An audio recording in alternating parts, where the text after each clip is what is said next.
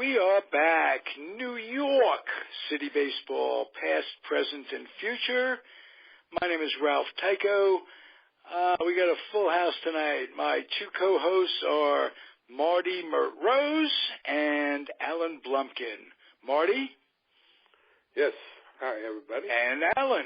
Hi. How are you? Hanging in there. All right. As we all are, we're all day to day. And speaking of day to day, before we get to our one and only guest, who is terrific, you're going to love this guy. Quick med update on injuries. Alan, you were just listening to Howie Rose and talking. Lewin. Josh Lewin. And they were talking about, first of all, the possibility that this game will be called off tonight. And also, what is going on? I want your up-to-the-minute update. Juan Lagares has a torn ligament in the thumb that he hurt when he was diving after a ball the other day. But they're not de-yelling him because they think it might be able to heal without him going on that list. Okay. Is that a good possibility? It must be. I'm not a doctor. Either way, if they could play him, they'll just backdate it if they have to. Yeah. Right. Well, so, one of the things with the Lagares thumb injury is that before they DL him, and that is this is John Delcos, ladies and gentlemen, who writes what I consider to be the best Met blog on the internet. John Delcos, welcome to the show. And, well, thank you so much for those kind words. We're pleased to have you. Go on with your update. They need to see if he can grip a bat and swing a bat because of the thumb. If he can't do that, he's useless to them. So they will put him on a DL. So he went to New York, was examined, then flew to Pittsburgh. Presumably, I haven't seen if he's there. I'm assuming that he is. He took BP, if not on the field, and underneath the stands in the batting cages, because they need that bit of information before they do anything. So, I know the Mets have a reputation of playing fast and loose with injuries, but this is a case of trying to get all the information they can before they do something. Well, if you want to talk about their reputation, it's always at stake as far as I'm concerned. Given that the buck starts at the top, and at the top you got Will Ponzi on some level of so I have some level of mistrust for whatever comes out. But did they get him X-rayed right away? Did they have to wait for Ron Darling to get on the air and say... they did screw that part of it up because, first of all, there was no doctor in Miami, and you're talking about, you can't go 5 feet without running into a doctor in Miami. They could not go get one. They couldn't go up to Port St. Lucie where they train for spring training, and they don't have doctors up there. That's just an excuse. They didn't do it. By the way, it is deplorable that the Marlins didn't have a doctor at the ballpark. I think it should be mandatory that all major league teams, all teams, basketball, football, hockey, all of these guys, all these teams have medical personnel on site during the game because people can get seriously hurt. If not the players, then people in the stands. It's irresponsible. I think it's cheap on the Marlins' part because they don't want to staff the doctor, which means they have to pay him. But that's something that MLB needs to look at because it's just really beyond comprehension that they'd be that stupid. Okay. Now let's talk about the returning Cespedes. Well, he has a bruised hip. He pinch hit yesterday, so that means he's probably able to play today if they play. Like you said, it's currently in a rain delay. Okay. He was in the lineup that they posted, so he was playing. Oh, he was? Yes. Okay. Well, it's a big relief because we need all the bats we can get. I think the acquisition of Loney was a good one. I think that's filled a need, and he's shown a little bit more punch than I thought he had at this point. And Wilmer Flores is starting to hit. So given that they've had absolutely no injuries in the pitching staff that we know of, I think they might be in pretty good shape. Murph, what do you think about that? Mike gets rained out. This is another case of a one-trip in. Oh, okay. Because it's out of the division, they'll have to make it up either a part of a day night, either tomorrow or Wednesday, because in baseball's brilliant scheduling, the Pirates are home for the Mets and they're home for the weekend with the Cardinals. Thursday, they're scheduled to fly out to Denver to make up a game with the Rockies that was snowed out beginning of last month. So they're home. Then they got to take a one-day trip to Denver, play a ball game out there at around 6 o'clock our time, and then they have to come home to play a series with St. Louis. It's this one-trip-in business. I'm a Pirate fan, and the Pirate-Met rivalry used to mean a lot to me because they would play each other 18 times a year. And since they to this mode, it's 6 times a year. The Pirates come in next week, and that's it for the year.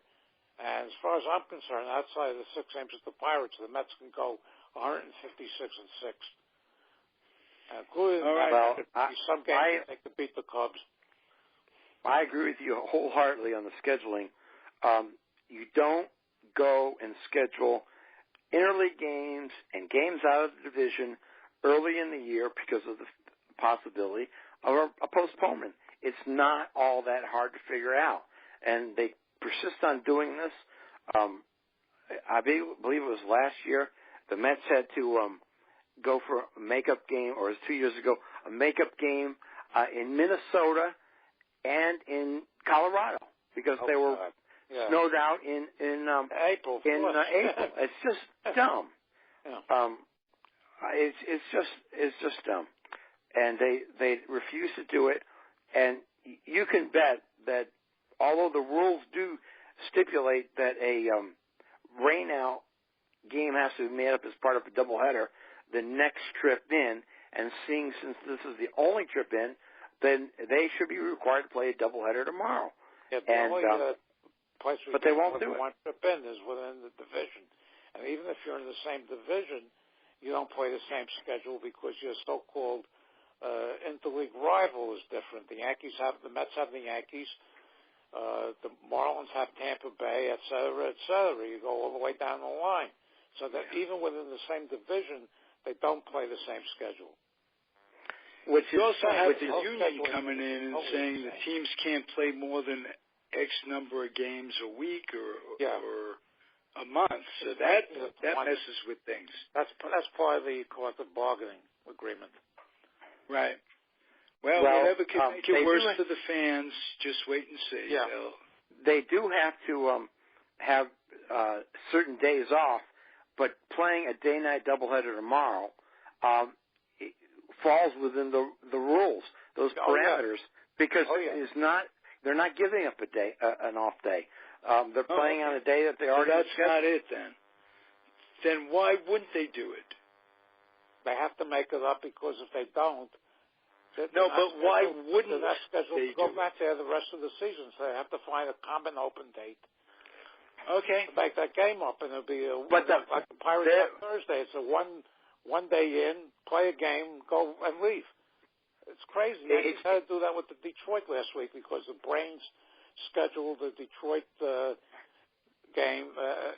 I guess my question would be, why aren't they playing the day-night doubleheader tomorrow? Detroit in April, which is, it's just... Well, for one thing about tomorrow, and I don't know if the game has been called yet. I'm watching the feed, and it says the game is currently in delay. But the thing is they got to run it by the players, and if the players don't feel like playing a doubleheader, they'll vote against it. And I am of the belief that it shouldn't involve the players. Nobody votes on that. It's a rule. You just do it. How hard can that be? But they persist on doing stupid things. But well, that has to be then part of the collective bargaining agreement as well. Well, it already is part of the collective bargaining agreement. Yeah, so they set it up that way, and they have what they agreed to. That's the way it is. Years ago, there was San Diego was in for one of these one-trip ins with the Phillies, and the first game was postponed. The second, they scheduled a Monday doubleheader. The second day, the first game ended at like 1 in the morning. They started the second game at 1:30 in the morning. There weren't very many people in the stands. But they started because of this, the way the schedule is now. It's just insane.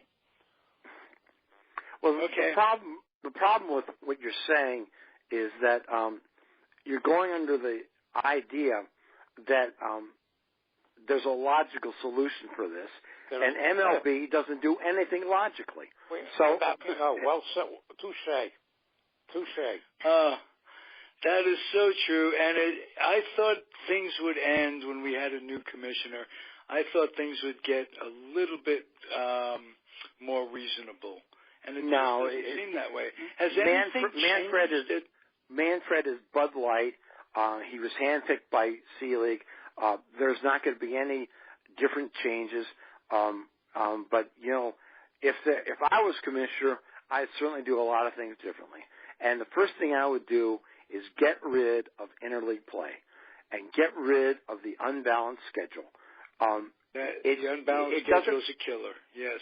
It doesn't make sense that you have to look at the baseball players and officials are always fond of saying it's not a sprint, it's a marathon on the baseball season. Well, guess what? A marathon is a race. And when you have a race, both parties have to run the same course. And the fact that they don't is the problem. You have the unbalanced playing field goes well beyond just the scheduling. Sure it does. You have one team playing another team 7 times. So it's 4 times in one park and 3 times in another. That's not fair. You also have the disparity in the amount of money that's being on payrolls, which can be, it's almost comical. For instance, the Oakland A's being supported by baseball, luxury tax, and this, that, and the other thing. Not to take anything away from what Alderson and then Billy Beane have accomplished, given the limited amount of money they have to work with, but it's still, you got to go out and get a genius to do that, whereas, the Yankees and now the Mets have that same genius, which is ironic too. What were you going to say, Jeff? It's always right about, you're always right when you say it comes down to money, but the bottom line is these teams are subsidized in so many ways that it is not accurate to say that small market teams can't compete. Who won the World Series last year? Who was in the World Series the last 2 years? Kansas City, the team that doesn't spend, supposedly. All these teams have money. Some teams have greater resources than others. For example, the Yankees have the ability to charge ungodly prices for tickets. They're also in a local media market, so they're getting their local rights are more expensive than, say, the Oakland A's. This is just one avenue of collecting money or gaining money. It also leads to the richer teams deciding players to bad contracts. The Dodgers just today DFA Carl Crawford. They picked up from the Red Sox that big trade the other year, and they owe him $35 million. And what they're hoping for is that once he clears waivers, that somebody is stupid enough to pick him up and absorb some of the cost. Crawford hasn't done anything since he left Tampa Bay. And the Mets are still paying Bobby Bonilla over $1 million a year through 2035. Well, Bobby Bonilla was smart enough to sign a tax-deferred thing as well. It's not that I don't think the Mets come out one way or the other. It was Bobby Bonilla's smarts, not the Mets' stupidity along those lines. No, yeah, you have to give Bonilla credit. And right, because exactly. He takes what he's given, and who wouldn't? I mean, if you could look ahead and say, well, I'll take the bulk of it now and be taxed, as opposed to spreading it out, there are very few players that have the brains to do that. And so I can't really blame the Mets for that one. It ends up, on some level, it helped them along the way. They freed money back then that helped them do something, whatever it was, at least trying to do something. Ralph, look at the poster boy signing of the last couple of years, and the Red Sox throwing $95 million in 5 years at Pedro Sandoval. Well, I'm sure you saw play plenty of times with the Giants. Right. And he can play when he's heavy, too, 20 by pounds the way. overweight. They dreamed up some injury to DL him for the year, and nobody is stupid. No team is stupid enough to take that contract off. Well, it's funny. I said on some discussion, if you don't have to take all the contract, you take a little portion of it, which Boston would be more than happy to go with. You send him to a fat farm, get him a psychologist, and you take a chance. Because believe me, he's a hitting machine when he's well. Well, I thought that was the Giants knew what they were doing when he asked for more than 3 years, and the Giants said, "Go find somebody who'll give it to you." And he found somebody. But don't ever say that there won't be anybody stupid enough to sign, because you can never underestimate how stupid some of these owners are. You're probably right. Absolutely. Absolutely. After all, the Red Sox, look what the Red Sox offered them. I mean, that was a dumb. Look how many guys resurrect their careers after going bad. And I'm going to turn it over to Mert, because we want to talk about the farm system. I want to talk about. I want Mert to talk about Omar Minaya and the differences in the farm system then and now. Omar Minaya went to Newtown High School. Mert and I did too. He went there far after I did. But anybody that went to Newtown, we root for. It could be Seymour Myers. And we'd be right, Marty? Absolutely. Yeah, we'd be rooting right now. His mark is still on this team.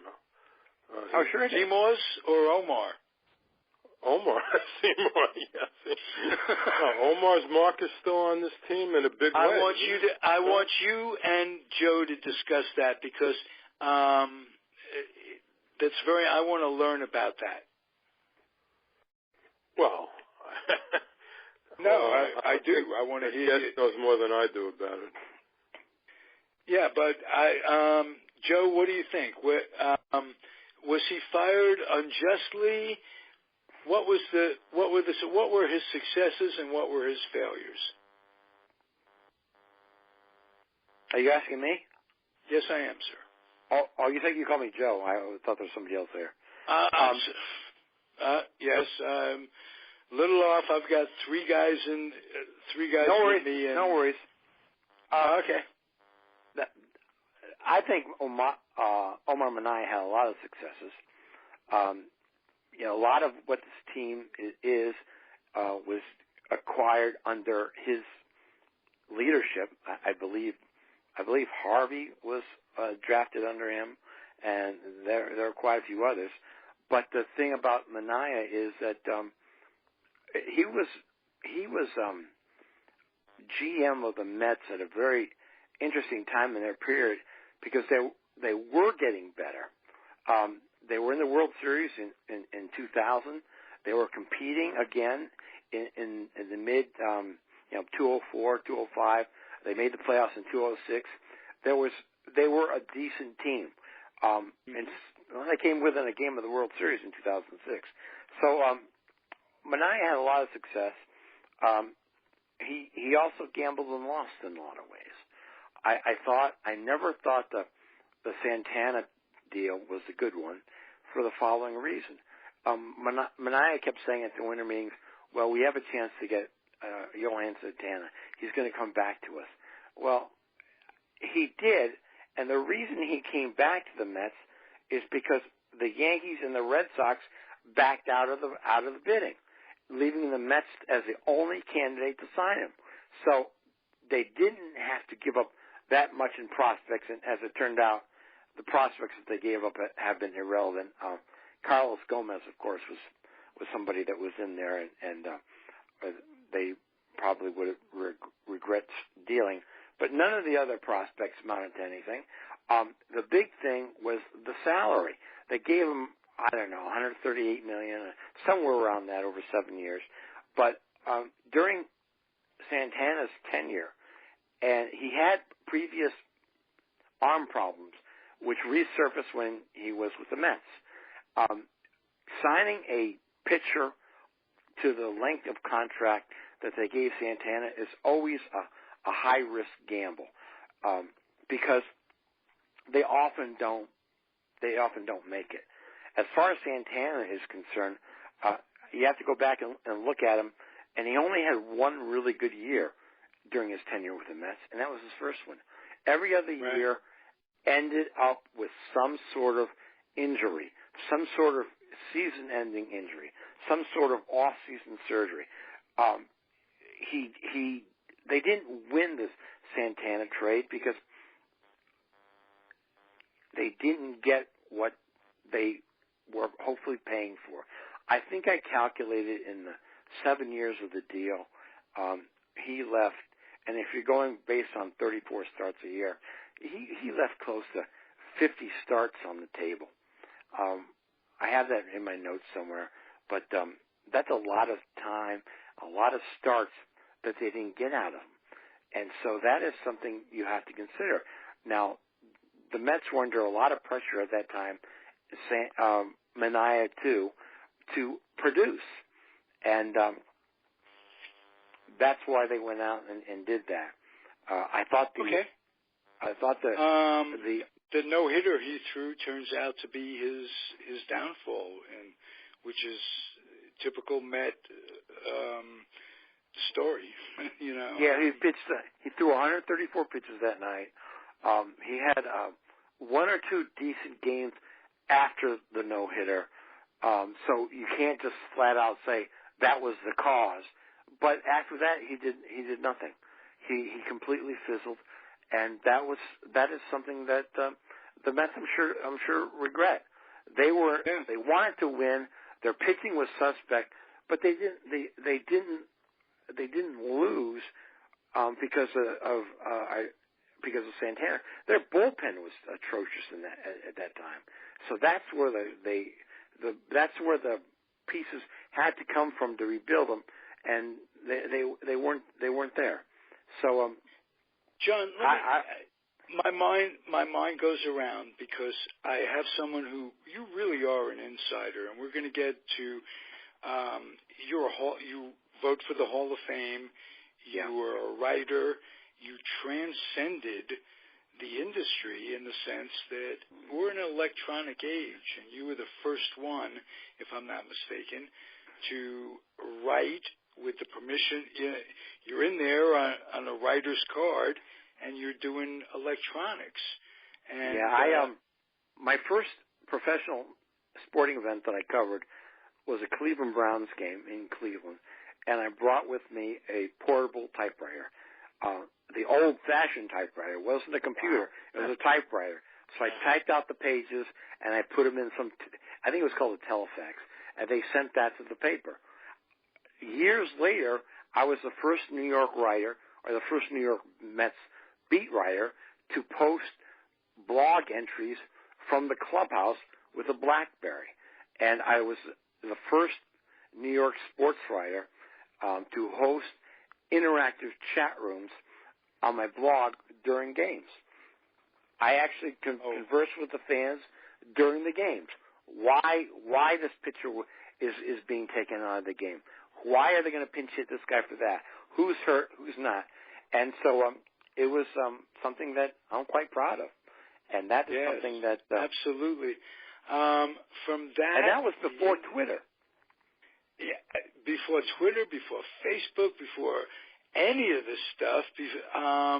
I can remember looking at a buddy's BlackBerry, and he said, well, these people have websites. He was a boxing fan. He showed me a boxer's website. I had no idea what it really was at that time. And look how far we've come. And look at the knowledge, the information that's out there. You go to MLB and you go to any team, and you can get their game notes from the upcoming game, and you can see stuff that is incredible, available to all of us. It's just a wonderful age to be alive, and I don't think newspapers will ever completely go out of business, but they do have to change their way of thinking in a lot of things. And one of the things they have to do is understand that if you're watching the Mets Pirates tonight and you're a Mets fan, assuming they play the game, of course, you're going to know everything that went on in that game before the morning papers come out. So you have to take a different angle. When I do a Mets story, a game story, I have on my top a kind of take a different angle to things as the theme of the game. Last, I did Harvey the other day because he pitched his second straight good start, and then I have a lot of sub things, who's hot, who's not, comments, quotes, a key stat, turning point of the game, things like that, because you can't write a long game rehashing all the scoring because everybody knows what happened. So you have to do a different thing. And when you look at papers nowadays, they still go to the old-fashioned game story, which has really become obsolete. And I guess it's for fear of doing something, for fear of not having the story. But game stories have to be handled differently now because you're dealing with a different audience. Hey, I pretty much just look at box scores. I'm going to take a quick station identification, as it were, because I identified John as Joe. It's John Delcos. He is our guest. Marty Rose is the co-host, as is Alan Blumkin. We are on the Comfortably Zoned Radio Network, and we're having a good time talking Met ball. Alan, is there an update on whether or not the Mets and the Pirates are going to play? No, let me turn on the radio for a second. Okay. Well, I have the S and Y here, and they're still in a delay. Still in a rain delay. They're still blabbering around. They don't know when they're going to start it. When I checked the weather.com on Pittsburgh, it looked like it was going to be pretty steady. Yeah, another thing that's changed here tonight is so if they do postpone it, they'll make it up right away either tomorrow or Wednesday afternoon. One of the things that people tend to forget is that with the new stadiums, the draining is so much better than it used to be. So that water that used to, turn into huge puddles and lakes, you don't see that often anymore because of the drainage system. And so and they can play through the rain as long as it's not a torrential downpour. Yeah. John, well, the one thing it does affect is the pitching staff. You get a guy all warmed up, you get him ready to go, and especially games that start and become delayed. Yeah, Probably not so bad if the game hasn't started. The pitcher will react in kind and still might be good for tomorrow. Ralph? But yeah, that's it. How'd you come to be a baseball fan, John? Oh, I've loved baseball since I was 5. Okay, me too. But how was it with you? You were in Ohio. I was in Ohio. I grew up an Indians fan. My grandmother and aunts and uncles lived in New York, and so every year we'd go to visit them in New York. And I was amazed that the Yankees and the Mets, all their games were on TV. When growing up watching the Indians, we saw them maybe once or twice a week, if that. And so I remember the first game my father took me to. I remember, actually, I have a memory of one of the first games I ever watched on TV. So I've always been a baseball fan. I played Little League and do that. When I was in 1967, for my birthday, I got a Tony Canigliaro autographed baseball glove. You know, the autograph wasn't his; it was replica. Right. And Tony Canigliaro was a big fan of his, and so I wrote a column about my first glove. I'm sure you can find it online somewhere, but that was something I've always remembered. I've always done that. I've always followed baseball. I've written other sports too, but I always come back to baseball. And I remember I started covering I covered the Indians in the early '80s, and I tell you a story. Pat Corrales was the manager, and Pat Corrales loved to spit chewing tobacco. I mean, he was spitting all over the place. So I'm right in front of him interviewing him, and he spits down at my feet. And he says, "Don't worry, I won't hit you." And after the interview, I looked down, and there was a puddle of chewing tobacco spit between my legs, but not a drop on my pants. That's how accurate Pat Corrales was. And so what a man that I love Pat Corrales. And I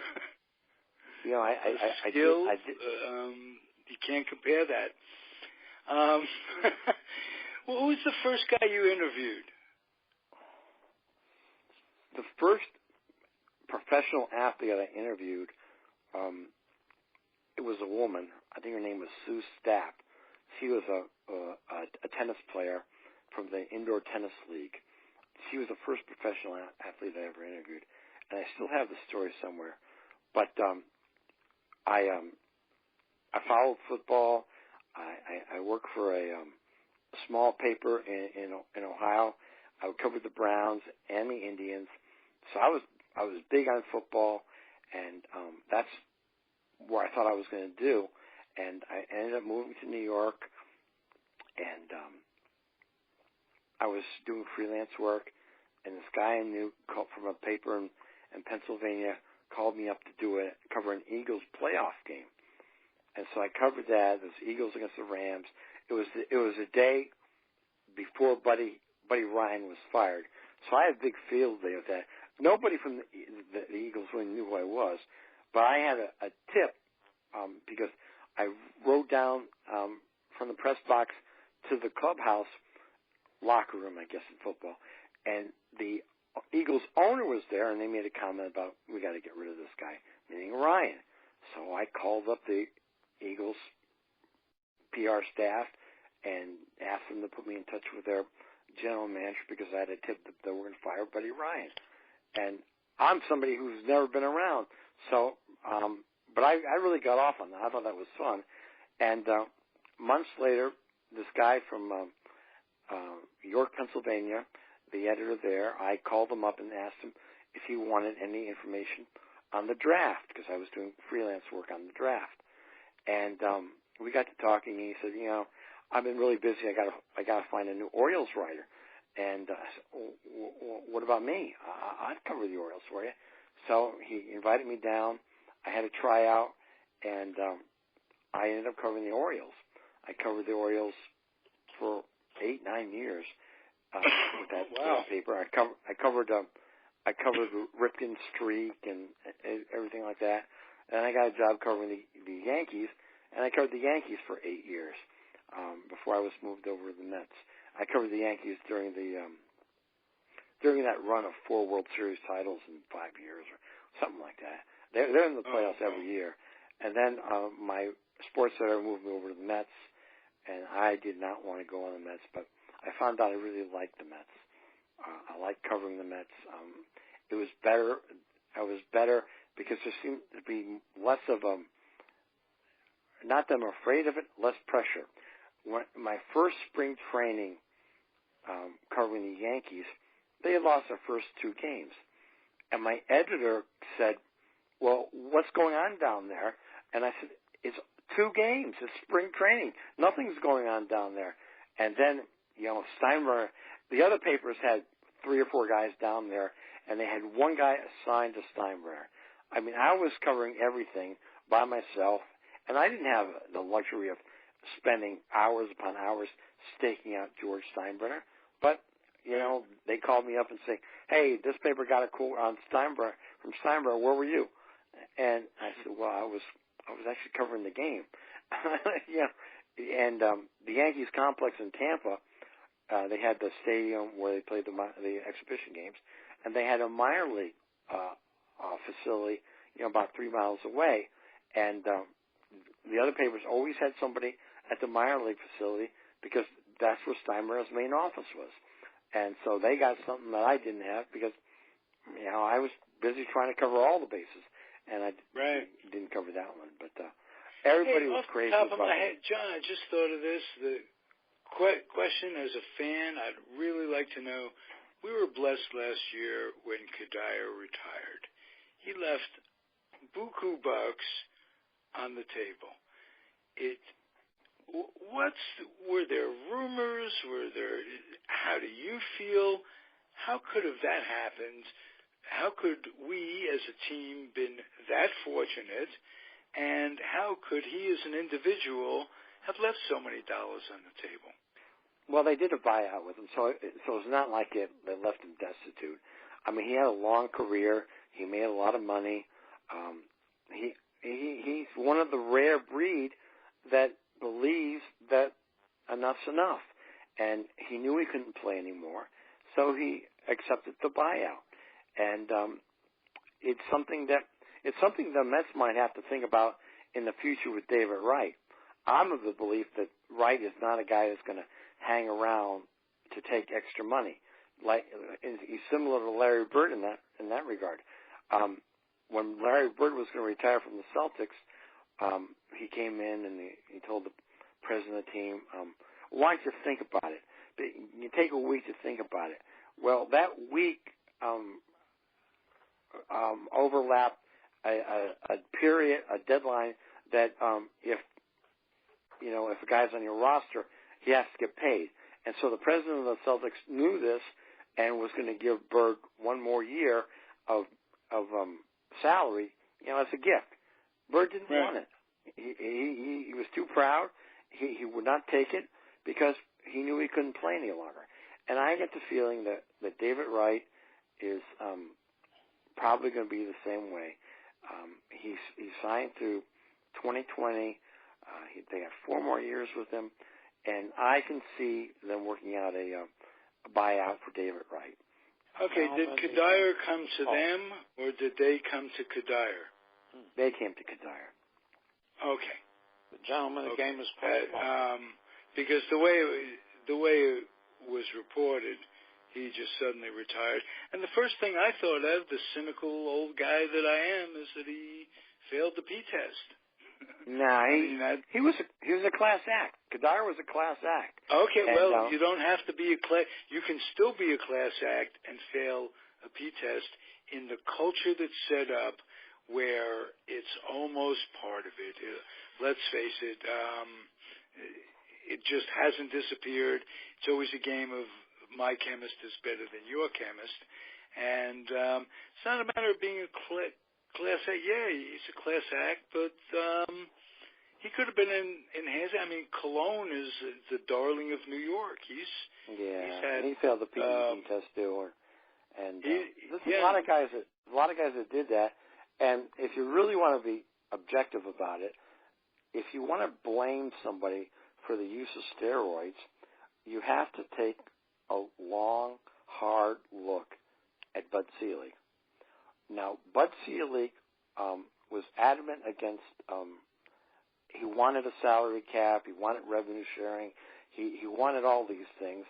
And what he did was he played hardball during the CBA negotiations in 1994. There was a lockout, lockout/strike. I don't know how you want to phrase it. But anyways, the end result was they canceled the World Series in 1994. And Major League Baseball lost an extraordinary amount of money then. And by coincidence, right after the strike, they announced the expansion of the Tampa Bay Devil Rays, and I guess it was Colorado Rockies. The Arizona Diamondbacks. I'm sorry. They had to pay big entry fees to get awarded a franchise. And those entry fees, by some coincidence, matched the amount of money that Major League Baseball lost. And to get the fans back into the seats, he turned a blind eye to the home run binge. He turned a blind eye to McGuire and Sosa because everybody wanted to see the home runs. And Barry Bonds, for Christ's sake. I mean, it was what it was. It was the era they played in. I still think at this point, I think everybody should go in the Hall of Fame. Just put it on the plaque that the era that they played in, the statistics might be are overly inflated, but was what it was. You're absolutely correct. He was right at the top of it. I will say the decision to play in the All-Star, to play the All-Star game for real, to have meaning to it, was silly at best. No. That's stupid. The Selig legacy. But the playoffs, let's face it, if you're going to have 30 teams, you got to keep the interest, and it's nice that you have the wild card. That works. It is. But when you look at Selig's legacy, the one thing that, and don't forget that he's employed by the owners. He made them a lot of money. So that's his legacy. He made Major League Baseball a multi-billion-dollar a year corporation. That's what he's going to be remembered for. But he should also be remembered for realignment, which is ridiculous at the time. He should also be remembered for interleague play, which he wanted the Cubs to play in Milwaukee. He was an American League owner. He wanted the Cubs in his ballpark, and so he wanted interleague play. And interleague play I'm always been a traditionalist. I'm against it, and with the interleague play came the unbalanced schedule, and we talked about that earlier about the problems that caused. But that's part of his legacy. The PEDs are a part of his legacy, and you can't evaluate the C-League tenure as commissioner without going to interleague play and how it perhaps irreparably harmed the game and the drug culture. That's also part of C-League's legacy, and we missed if we didn't. John, could you address your recent blog about the Mets making hard decisions after this season, and you guys can chat for a while? I'd like to hear Mert's voice. I'd like to hear Alan's voice. And I'd like not to hear my voice. Ralph, I have a wish. Third base, Ralph. I'll answer any questions on what I wrote. Let you guys know that the game tonight is postponed. Okay. Oh, good. Okay. That means I can watch hockey tonight without a problem. Okay. You to watch the Warriors. The blog is called NewYorkMetsReport.com. You spell it all out. There's no dots. There's no dashes. There's no underlines. New York Mets Report is all one big word, .com. And I've been doing this blog for a long time. I was working for Gannett Newspapers and was laid off in the 08 season. And a lot of my readers wanted me to keep up the blog. So I had somebody put together a new design, and I've been blogging on the Mets since I got laid off. Oh, wait, I still get to the ballpark. I still go down to spring training, although I didn't go to spring training this year. But I go there, and I'm still on the mailing list. I still make phone calls. I'm still on conference calls, and because I want to keep the blog up because that's your passion. Well, it's my passion, but it's also the only way I'll be able to get back into the game, so to speak. Right. People say that I'm a constant presence. I write a lot.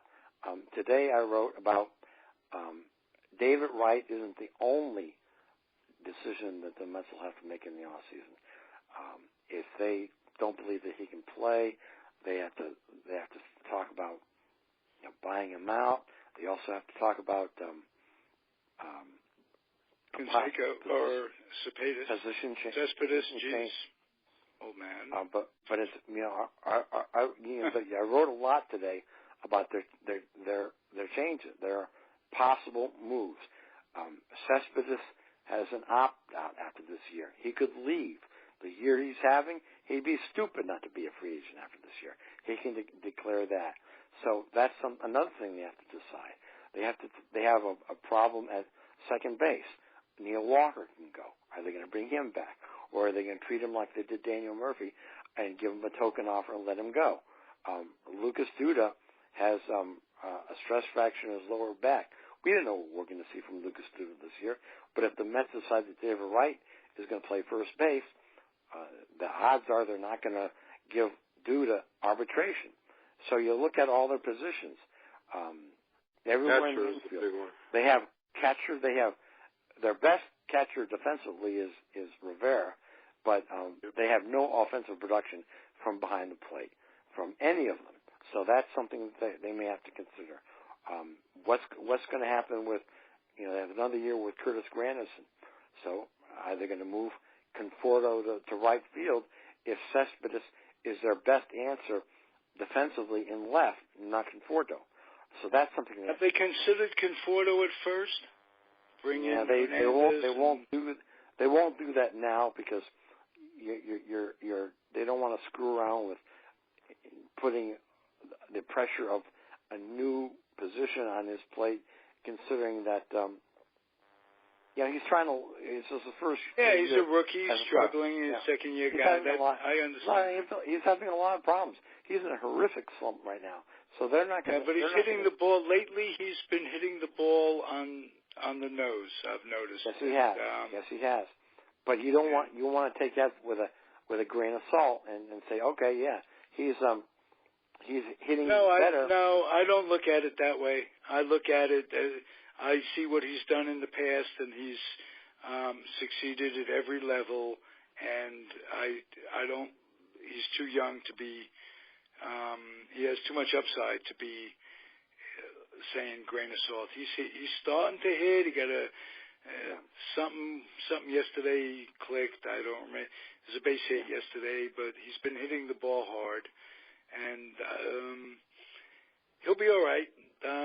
And Wilmer Flores is starting to hit. So what do you see, Bert? It's only been 3 games for Flores, So, it's a little premature to say, okay, he's the answer at third base.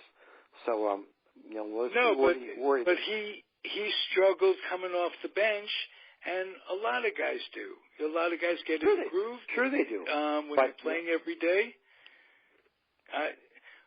How do you see it, Art? I like Flores, but I don't think he'll ever be more than a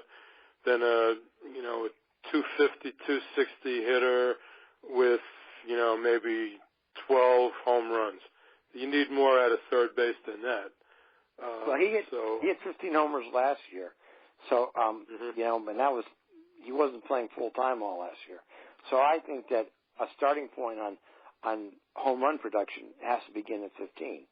So could he hit 20? Perhaps, but he's not going to hit 20 this year. One of the things that we have to look at with Flores is they have to give him June and July to see if he can play before they go into the trade deadline looking for a third baseman. All the options at third base right now on the major league level as far as trades go, nothing that jumps out at you, nothing spectacular. So one of the things, and they're not going to do this now, but one of the things I advocate them doing in the off season is they really have to consider what to do with Matt Harvey. You have to really consider trading Matt Harvey if he ends the season healthy and productive, because I am of the belief, I'm not saying it's true, but this is my opinion, I don't think the Mets are going to bring him back after he's a free agent. I think he's going to walk. I think he's going to go play for the Yankees. I don't think the Mets will be able to re-sign him. So you have to look at his contract now. He's making less than $5 million a year. If he's productive, that's a very reasonable contract that you can unload. And I think that you can get any number one of their holes filled by trading Harvey, whether it be a first baseman, whether it be a third baseman, whether it be a catcher, an outfielder, whatever. You can probably pick up somebody in exchange for Matt Harvey. So you're correct. They have to balance things a little bit. They are so superior. You have a guy like Colon as your fifth starter, and you got the kid from San Francisco coming back from injury from Tommy John. Zach Wheeler. Zach Wheeler. You have to do something. You're absolutely correct. I don't think he has the disposition to play in New York. You mentioned signing with the Yankees. I see what his relationship is with the press, and some guys do well in New York, and some guys don't, and I don't see him there. But he loves all the trappings of being a New York star.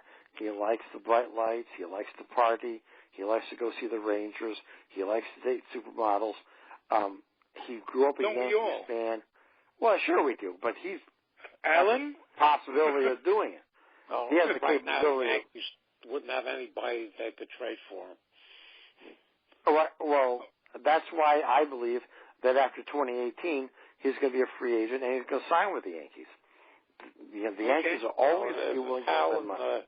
Hank Steinbrenner is still on the team by then. They've made a disaster out of that team. They're not only bad right now, but they're boring, which is the worst thing a bad team can be. In fact, tonight, in the first two innings, they had 2 runners thrown out trying to take extra bases. And the farm system is relatively dry because they're full of injuries and they can't get any replacements. And, the only hope that they have is they're shedding some real big contracts at the end of the season, but they really don't look like to me that they have any real prospects that are going to be instant stars coming up. Well, that sounds like they'd love to have Harvey. I'm sure they would love to have Harvey. One of the reasons, as John pointed out earlier, that they're losing attendance because their prices are insane. Well, ticket prices, everything in that stadium is insane, and if they're not putting out a product that justifies it, that their attendance is not going to be all that great. when you look at ticket sales, and I did my master's degree on sports economics. Ticket sales are the fourth highest. I was a super senior at Newtown. I don't understand. Go ahead. They're the fourth or fifth rated source of income for a professional baseball team. The first one is, of course, national television. Yeah. Then cable. Then local media. Then local stadium advertising. Yeah. And they also get and now the Yankees foot at the bill for their new stadium, but the city of New York put money into the infrastructure. A lot of these teams get such sweetheart tax deals from the cities that they play in that has to be considered a source of revenue. Tickets are like fourth or fifth on the list, highest. They make so much more money from other sources besides tickets. I think both of them pay you can correct me if I'm wrong, John, but I think both of them pay about $10 a year rent on Yankee Stadium and Citi Field. Because when Giuliani was ready to give the score away to the Yankees, both the Mets and the Yankees went up at Citi Field. Both the Mets and the Yankees paid for their own stadium. And another source of income, at least for the Mets, is in the naming rights. They get $20 million a year for calling it Citi Field because of Citibank. Now, they always call it Yankee Stadium because, and that's one of the things I've always liked about the Yankees. That they won't sell their naming rights to their stadium. But when you look at it, but every little part of it is owned by somebody, though. No, sure. Every little part has got a name to it, but the overall stadium will never change. It's very funny because I worked for the New York City Transit Authority for 25 years, and when the naming rights started to come out, I suggested that they sell naming rights to the major stations in the transit system. That went over like a lead balloon, and I'm sure the Transit Authority, in its usual inept way, cost itself a ton of money by not doing that. They still haven't. The team that I think did it right with their new stadium are the Giants. Oh, absolutely. They built it on their own. It's a gem. They revitalized downtown San Francisco in a way that no one would dream of, and they also did it well. Correct me if I'm wrong, but they also purchased a site of land close to the Giants' new stadium. I forget what, and that's their property. I guess it's across the bay or the cove or whatever. That they're going to develop shopping, hotels, restaurants. That's where the Giants are going to make a boatload of money. Is on that property there. The Giants have done it the right way, and right. I mean they have sold their naming rights. I don't know. I forget what they call it right now, but I think it's AT&T Park. It was Pac Bell before, which really rung true, and the whole phone company was came apart, and so they renamed it. But buku bucks, and what really keeps them going is the fight that they're having, if you will, with preventing the Oakland A's from moving down to San Francisco. And I don't know the whole story, but they have territorial rights in the South Bay, which includes Silicon Valley and San Jose, if I'm not mistaken. Pardon me? And they have the rights in San Jose, yes. to San Jose, correct, which is where the A's want to move. Where the A's want to move, and it would be a good deal for the A's, and it would be a good deal for baseball, and they're holding on to this, and they won't be beat out because the money they get to fill that place comes from corporate sponsorship. The average guy, like you guys were talking, the price of tickets in Yankee Stadium, we're going back to visit New York for a neighborhood reunion, and I haven't been back for many, many years, and thinking about going to a game. I'm not going to spend $50 for a ticket to go to a game and sit up and $50. Try $1,500. Try $700.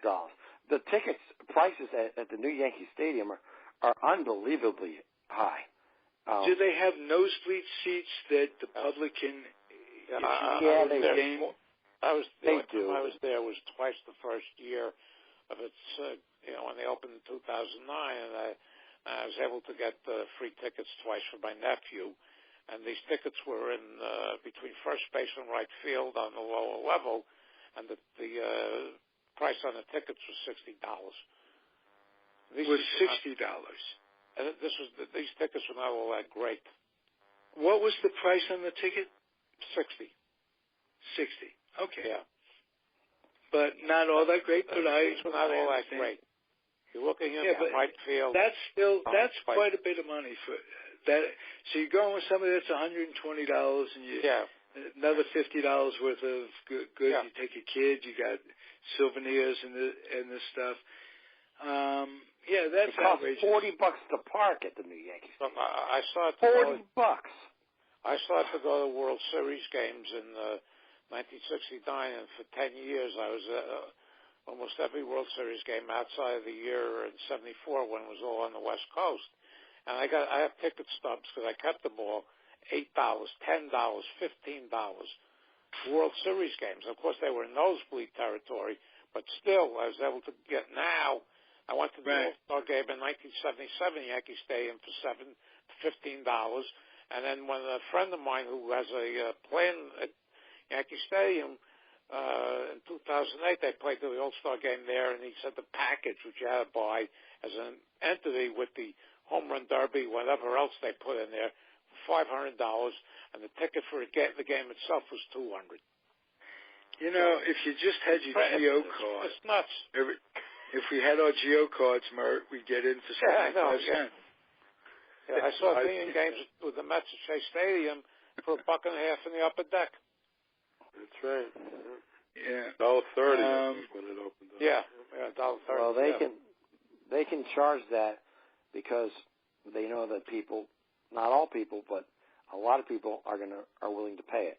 Yeah. And it's simple economics, law of supply and They're sitting demand. fourth right now in attendance. I heard today, 38,000. Even though there might not be 38,000 people in the seats, there's 38,000 tickets sold. Everything is per game, and they're sitting fourth, even though they're in last place.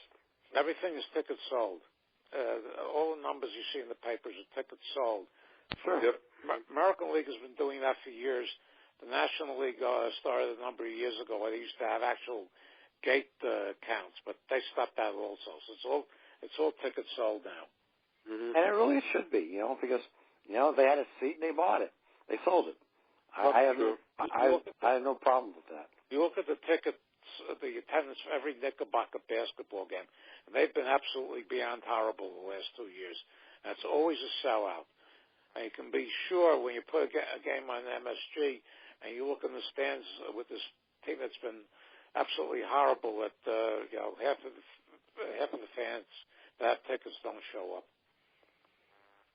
Yeah, like I say, it's a corporate influence that prices the fan out. Yes. Right. By the way, there's been no makeup date announced for tonight's rainout, which means the Mets are probably going to have to make a one-day trip to Pittsburgh. Well, it's an hour flight. I went to school at Pitt, and I did that flight quite.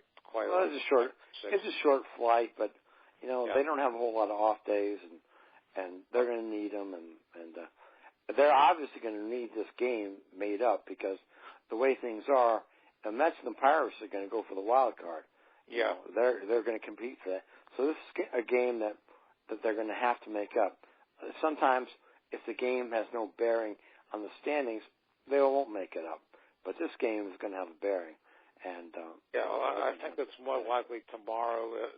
Would be more likely tomorrow than Wednesday, because the Pirates, as I mentioned earlier, have to fly out to Denver for to make up this game with the Rockies on Thursday. Okay, Alan, let's talk real quickly about day night tomorrow. We're New York baseball. I want to talk real quickly. You mentioned something that you're really down on the Yankees, this, that, and the other thing. I've noticed the last couple of weeks their pitching has picked up considerably, and they're starting to get into a little bit of a groove. Have you noticed any improvement? They reached 500, and the way the papers reacted here, you'd think that it was the same thing as scaling Mount Everest. And they just make too many mistakes in the field. They got their lineup is much too old and much too injured. Like yesterday, they wound up losing to the Orioles 3-1, and Aroldis Chapman forgot to cover home. Ball got past the catcher, Brian McCann, and they asked Chapman why he didn't go to run to try to cover home. He said, "Well, the run was going to score anyway." And there's just constant. You listen to anything that Joe Girardi says. It's just a constant apology. And we all call him Notebook Joe here because, he has 1,000 pages worth of printouts, and they do. There's nothing that's done that's not orthodox. And I just don't like the way he manages. I just don't like the makeup of the team. And I really think that they'll be lucky if they finish 500 this year. Okay. Assertion. That's my opinion. Bert, I want you on the same 2 or 3 paragraphs to just tell me what your impressions are of the Mets, what your hopes are, what your fears are. Well, I think they're going to have trouble beating out Washington this year, just basically because of the lack of hitting. I mean, they're sitting last in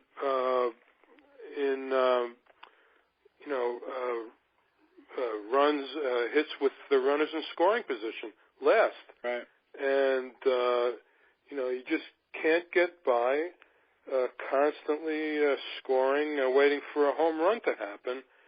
And they have too many injuries, and I don't see it getting any better. And like John said, catching is a disaster.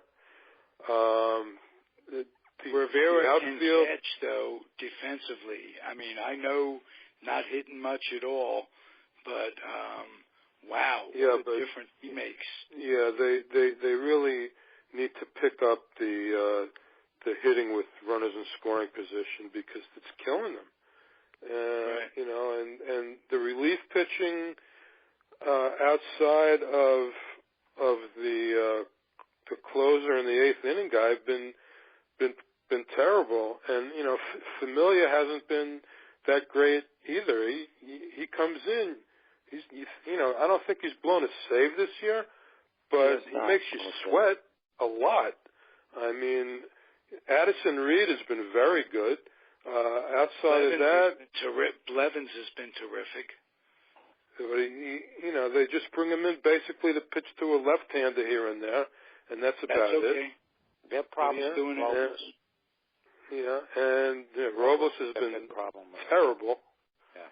And, the outfield, Granderson's hitting what? Just about 200. Yeah. Every once in a while he hits a home run like everybody else once in a while. He gets on a lot. He walks a lot. I'll give him that. Well, he doesn't walk anymore a lot this year. His on-base he strikes out a lot more than he walks. I'll tell you that. As a team, I'm not really a big stat guy. I don't believe in the new wave stats. I think they're very misleading. But there's one stat that is very, very important that I believe that the new wave people don't look at, and that's strikeouts. The Mets average close to 8 strikeouts a game as a team. Now, 8 strikeouts is nearly 3 innings. Think about not that. just the Mets, all over baseball. There's a lot of strikeouts. They're talking 14 about yesterday. Pardon me? I'm sorry? 14 yesterday. For the Mets. Yeah. Actually, well, it was more than that, but the thing about strikeouts, I remember talking to Ike Davis about striking out, and his answer, which is why the Mets should be glad they got rid of Ike Davis. He's I'm a home run hitter. I like to hit home runs. I don't worry about strikeouts. Well, a strikeout is a wasted at bat. You know, Major League Baseball wants to speed up the game.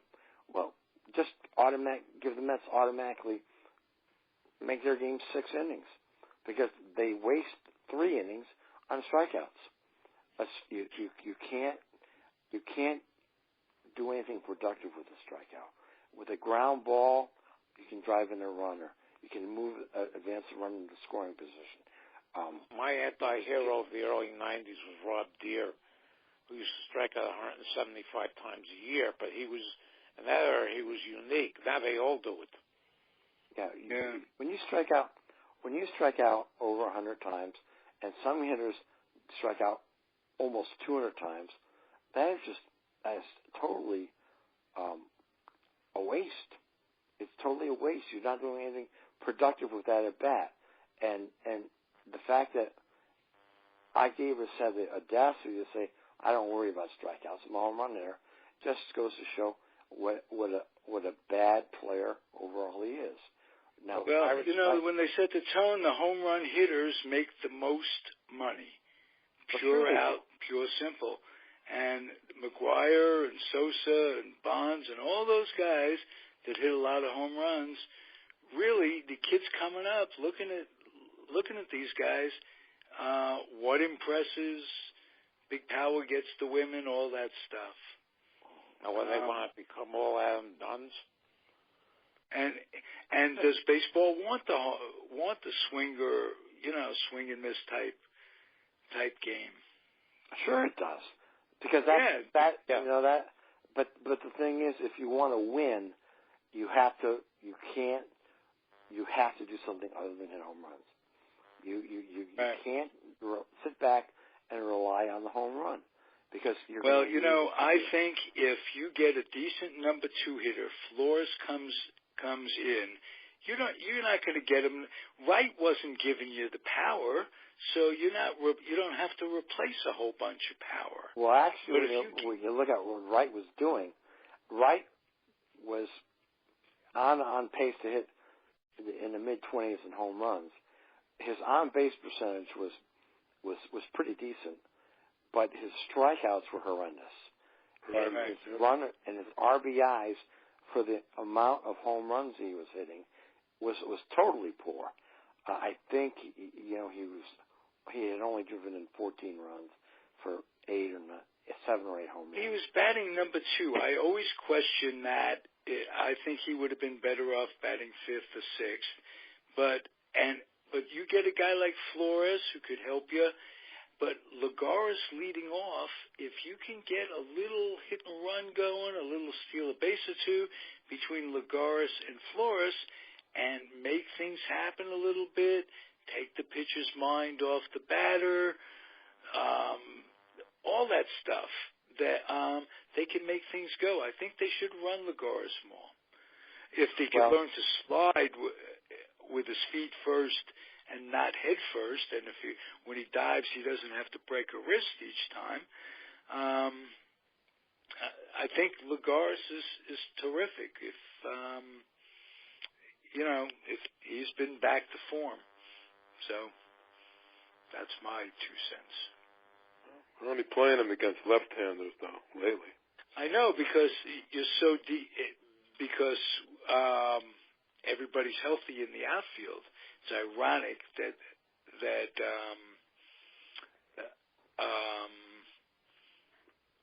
third base and first base, and Conforto's not going to go to either of those 2 positions. So that's where their depth is. But you could be certain Cespedes is going to continue to have these little ailments. He seems brittle. He was that way with the A's, where the way he's built, he pulls muscles, and having Lagares is really going to be a godsend over the course of the season. That's another one of my 2 cents. Well, John, have you been following the Las Vegas team much? I haven't been, no. No? Okay. Because I was just wondering how Brandon Nimmo's been doing down there, whether he's actually a real prospect. Another guy they're talking about, Ty Rivera, who's a third baseman. Maybe John can fill us in on those guys. Ty Rivera? They really don't have anybody ready-made at Vegas to come up and step in. One of Brandon, you mentioned Brandon Nimmo, but he's not ready. They don't have anybody that they can say, well, this guy is going to come up and he's going to fill the void. So that's a weakness in the organization. I mean, I'm just wondering if he's even a prospect, because like Grandy's got 1 more year and then he's gone, so it'll be an opening then if Cespedes is still around. I believe Cespedes is going to opt out after this year, so they may not have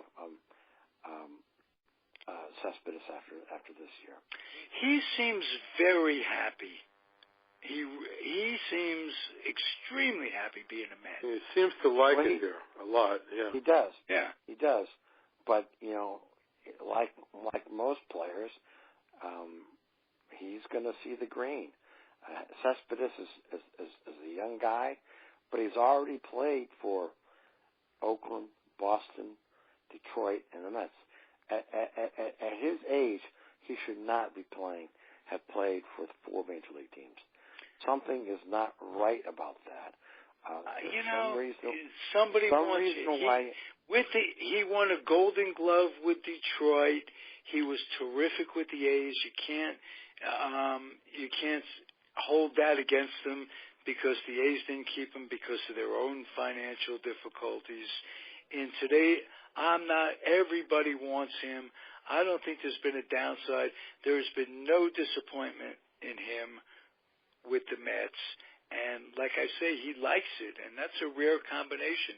And again, he's feeling family. This guy's removed from his country. I mean, you go to a different country, and all this moving around, he's starting to feel at home. Community with the Mets. He's got the Jerry Seinfeld thing going. He seems to love it, as opposed to.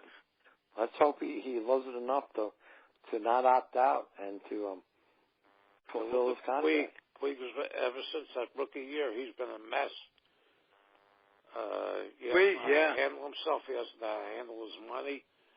And a number of people I know who are Dodger fans can't wait for them to get rid of him. Well, that again, you look at a guy coming from a different country, and still young as hell. Yeah. That could be a guy the Mets might take a chance on, who doesn't have a long-term contract, and you never know. Whoever it is that gives him counseling, you get somebody in the organization that he respects. That's a guy. Never give up on young players, especially Latins who are adjusting to. One point I'd like to make, and John was discussing Santana and that contract. In the first year of free agency, the Indians signed an Oriole pitcher who was coming off a 20-game winning season named Wayne Garland. No, I remember that, yeah. 10 years at $230,000 a year, which was a tremendous amount in 1976. And Garland was 13 and 19 in 1977, and blew his arm out in 1978, and that was basically it. So, signing pitchers to anything like 7 years or more, unless you're Clayton Kershaw, is very, very risky. I remember the Dodgers signed Brown. I can't think of his first name. Kevin Brown. Kevin Brown. God, when I heard he was starting the 7th game in 2004 against the Red Sox, I turned the radio off right away. Because I knew that game was over in the first inning. Yeah. Brown was completely overmatched. Yeah, I told a friend of mine who was going up there. I said, sell your tickets to some Red Sox fan for $300-400 and make some money because Yankees are going to get killed tonight, and they were. It's like I'm sure that John remembers this when the Mets had Armando Benitez, and every time they brought him in to a situation, the bigger the situation was, the worse he was. I remember covering like that. I covered Armando Benitez when he was with the Orioles, and I'll tell you two stories about him. One, they do the rookie hazing, and where they had the players dress up in, odd costumes and clothes and whatever. It was in Milwaukee, and Armando Benitez would not do it. He would not do it. He had to get, I believe it was Roberto Alomar or Rafael Palmeiro to come off the team bus to talk to Benitez to convince him to do it, and they were delayed an hour. I remember Ray Miller was the Orioles manager at the time, and I asked him, about it, and he said, "Well, what would you do?" And I said, "I would leave him in Milwaukee. You want to teach a guy a lesson? He's got a credit card. He can find his own way home." And that's what I would do if I were the Orioles with Armando Benitez. And I remember talking to Miller off the record, and Chris Hoyles was your catcher, and he talked to me off the record, and he said, Benitez does not want the ball when it counts. And he, true to form, whenever Benitez blew a save, you can count on him for blowing another save. He'd blow 2 or 3 in a row because he didn't have the temperament to regain himself. And you talk about Familia. Familia reminds me so much of Benitez. I see he hasn't blown a save yet this year, but he has made things awfully difficult. And he makes things difficult when they bring him in and the save's not on the line. But that's not unusual for relief pitchers. Yeah. It's an adrenaline thing that goes on because it's all based in their heads on the save situation because, again, follow the money. Exactly. Guys with the saves make the big bucks. You're gonna, that's it's all contractual and future contracts. And these guys, sometimes they come into a non-save situation. They're thinking, well, if they're bringing me in here tomorrow night when there is a save situation, they don't care. I don't care because I'm not going to be in. So even his saves have not been smooth sailing. He'll give up a run or give up a hit. And well, it wasn't the Marlins Friday night when DeGrom had pitched tremendous ball for 7 innings. They brought Familia in with a 4-run lead. He coughed it up, and they won the game because Granderson had a home run in the bottom of the ninth. Yeah, well, thank God for him because remember Mejia was the number one closer. Yeah, and it's just he did step up. You got to give Familia a lot of credit. And their bullpen is not what the worry is. Their pitching staff is par excellence all the way. Few little early relievers not doing the job. Bastardo isn't what I thought he'd be. Didn't he come from Pittsburgh? Yes, Alan? he did. And the Pirates also have that same kind of problem. Their middle relief is just brutal. Yeah. Well, we're going to close it. Mert, I want you to tell me what you find coming up, how you feel about things. Well, I don't know. I think the pitching just has to continue to carry them, and I think it will. They'll be in just about every game. But, if the situational hitting doesn't pick up, that's going to be a problem, Okay. as it's been so John, far. is there anybody in the minors that you would consider to be a sleeper, somebody who's overachieving, who could come up and turn things around? Not right now. I don't see anybody that you would consider that. Okay. I think the Mets are. I think the Mets can get back to the playoffs, but they need a whole lot of help if they're going to get to the World Series again. They have injuries at several key positions. They're not getting any production from their catcher. They're not getting much production from any of their infield corners. I think that they need help. Their situational hitting, as been said, has not been productive, and it could end up burning them in the long run. Can the Mets get back to the World Series? Sure, they can, but will they? They got a lot of things they have to overcome to get there. And as good as their young pitching is, there's still holes there, and it's premature to say that despite his last two starts, that Harvey has turned the corner, because he hasn't. There's still a lot of work to go there, and I don't know what they're going to get from Zach Wheeler when he comes up at the All-Star break. So I think that's an issue. So he's at Las Vegas and he's been pitching well. I think he's doing rehab right now, Ralph. He is doing okay. rehab. But he's scheduled. He was scheduled to come back at the end of June. Then he was scheduled to come back the first week of July. Now they don't know if he's going to be ready by the trade deadline. But this is something that they have to figure out, because it wouldn't surprise me at all if Wheeler stays down there longer than they anticipated. He's coming off of Tommy John surgery, and everybody reacts differently coming off surgery, and we don't know what to expect from Wheeler when he comes back. And their pitching isn't in a position where we have to rush him. I mean, like I said, they're not. A 5 starter. They're not. They don't have to bring back Zach Wheeler right now.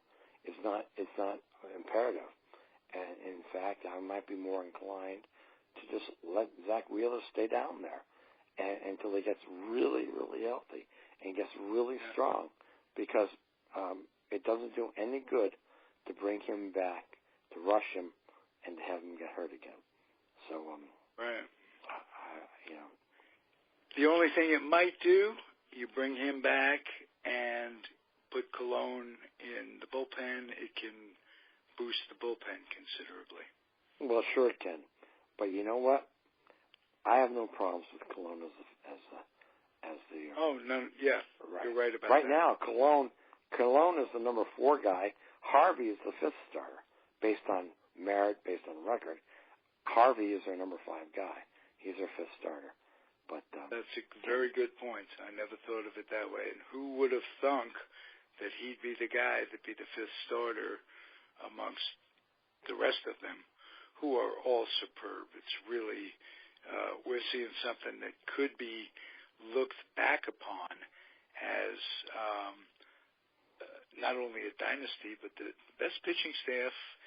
They've got the upside, and it's a long way to keeping them together health-wise and contract-wise, but they could be something else. I've always advocated that you got to sign these guys, the young guys, to a long-term deal, and but I am of the belief that right now Harvey has a very manageable contract, and he's a guy that I would really explore trading, because they can keep Syndergaard, DeGrom, and Matz, and if they sign those guys, extend their contracts, they'll be in a good position. Because I'd like to get Freddie Freeman from the Braves. The Braves are in that sort of position where they might be open to something like that.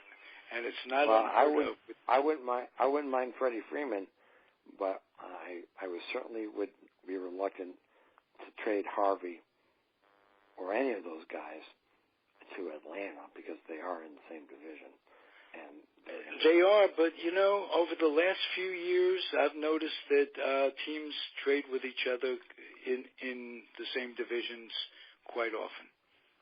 Well, they do, but I've always probably making too much money for them anyway. I've always been. Freeman is. Yeah, I would. I'm guessing. I would not trade. I would not trade. Well, I've always liked him. He's been clutch, or maybe one of the Uptons. Well, the Braves are opening up a new stadium next year, and I think they're going to have some sort of attraction to get the people to go there. I mean, this is the way that Turner Field has only been around for 21 years. It's a holdover from when they had the Olympics there. Right. They may want to keep Freeman as a gate attraction because they sure as heck don't have anybody else at this point. Well, I would love to have Freddie Freeman on the Mets, but I'm not giving up any of their young pitching to get him. Okay. Hey, I've gotten some great ideas from you guys tonight and some great insight. This has been terrific for me. I appreciate having Alan Blumkin, Marty Rose, and my guest, John, not Joe. Hey, thanks, guys. Come back again, please, John. And Mert, as usual, since we're 10 years old, taking the bus to the Y from Jackson Heights to Flushing, things haven't changed. And I'd like to, if you give me the chance to one more time, say the name of the blog is NewYorkMetsReport.com. Just spell it all out, and one word, .com. And I'll tell several of my friends who are diehard Met fans about it. Well, I hope you do, and I hope they'll comment, and I do usually answer most comments. Okay, thank you very much. I address that. We've enjoyed having you, and I love what I'm doing. I think talking sports is the most fun one can have and not have to take a shower. So I don't know. What can I say to that? It just came off the top of my head, as a matter of fact. Hang in there, everybody. Keep on keeping on, and we'll catch you next week. Okay. Adios, Mert. Adios, Alan. Adios, John. Okay. Thanks for having me. Bye, guys. Good night.